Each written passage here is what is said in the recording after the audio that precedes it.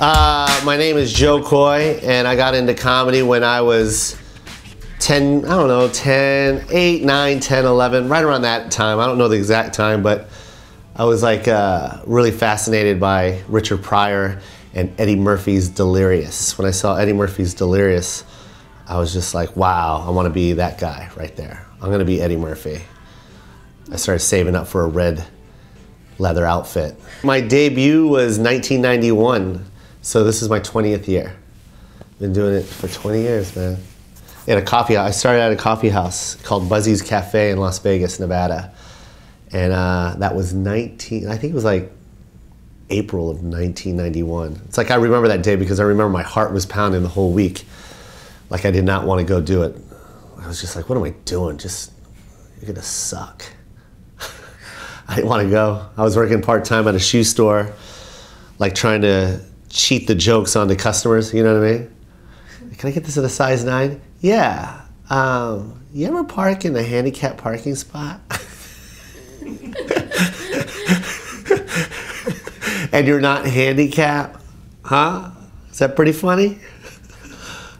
So yeah, that's the kind of crappy jokes I was doing in 1991. What did my mom think of my career decision in 1991? She hated me. Are you kidding me? I was everything that she didn't want in a child. It's like, what are you talking about? Comedian, Joseph. She was so upset. She did not want me to be a comedian. She wanted me to be a nurse. Something to do with the medical field or a postal worker, because my stepdad was a mailman. So I had a shoe-in at the post office. So she was like, oh, you can work for the post office, Joseph? You could be a nurse, something with benefits, money. Comedian, there's no money. You're just a clown. Oh, she cried, man. When I told her I wasn't going to college anymore, she cried. It's like, Mom, I can't go to college. I don't even know why I'm going. Like, Mom, I'm stupid. You know that. You saw my report card. What am I going to college for? Why am I going to excel this stupidity? I'm funny. That's what I'm going to do. So I decided to be a comic, and for years she was just like, this isn't going to work, Joseph. Come on. Think of something different. Who's this? Where were we? What do they think of it now? Oh, so yeah, as I was rudely interrupted. My mom was like, it's not going to happen. There's nothing that's going to happen for you. And then all of a sudden I got the Tonight Show. And then when I got the Tonight Show, that was like about 15 years into my career. And then when I got the Tonight Show, it was kind of like my life changed. I went from working 3 part-time jobs to being a full-time comic. Like I was on tour, I was a headliner, I was doing these concerts and making really good money. And then all of a sudden my mom was like, I knew he was going to be a comedian. I have a lot to do with it. I made that decision for him. Major plans that I got going on in my career right now is my DVD that I just shot. It's my 2nd hour special for Comedy Central. It's called Lights Out. And it comes out March, right? It airs March on Comedy Central, and then the DVD comes out April. So that was great. Like this special was like my favorite one because it was all the stuff I've been wanting to talk about for years, and I finally got to do the special where I was prepared and ready to talk about it, and that was just a great night. A lot of people came out. Angela Johnson came out, and Tia Carrere, and Apple to App went up on stage and performed. It was like an event. It was just so much fun. Michael Yo was there. It was just so much fun. I enjoyed it, and I was in my hometown. I was in LA. I was in Glendale, California. That's like Filipino capital of the world. So it was beautiful. That I would relive, that I enjoyed doing, I'd have to say The Tonight Show. Because when I grew up, I used to watch, I didn't have cable yet, you know what I mean? Like, that's how old I am. I was before cable. So it was kind of like the big 3 networks, which was CBS, NBC, ABC. And then, we had cable, but it wasn't as big as it is now. These kids got so many things to choose from. We didn't have all these cool channels that featured stand-up comics, especially.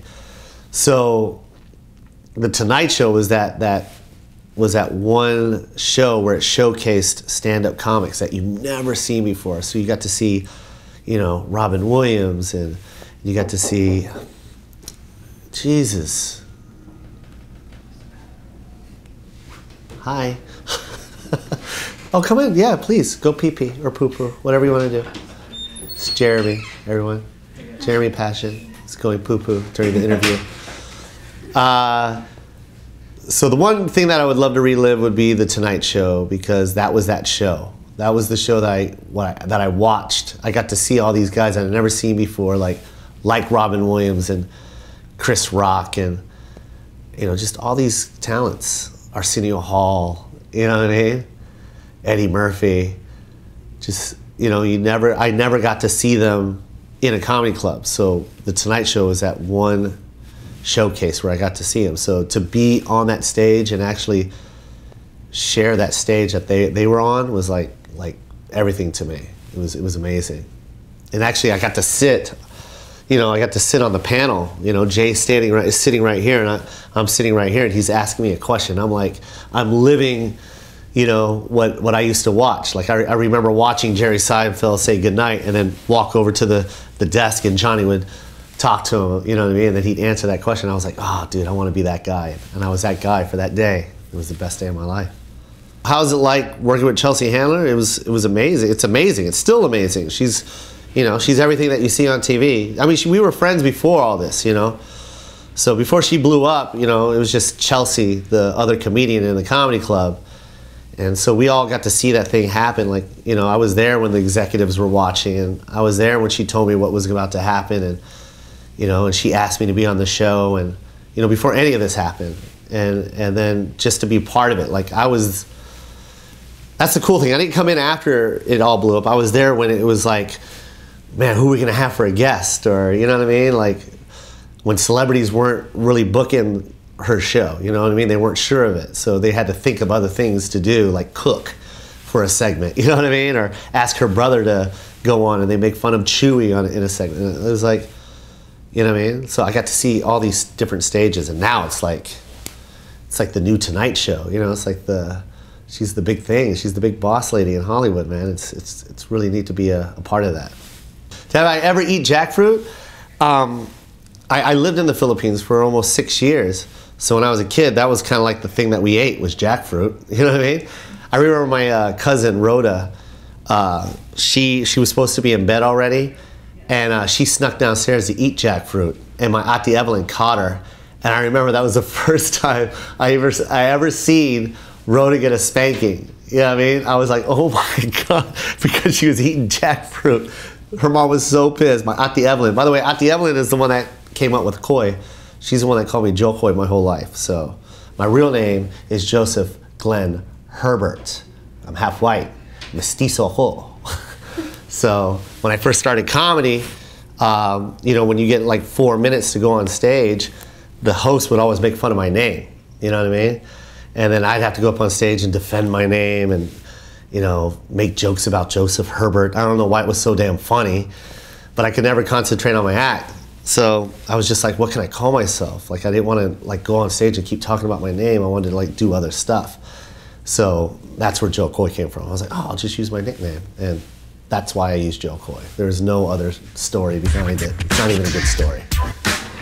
Yo, this is Jo Koy, and whenever I'm in San Jose, and my boy Jeremy Passion, who just gets out of the bathroom to take a poop during my interview, I like to reminisce and watch it all over again on jackfroot.com.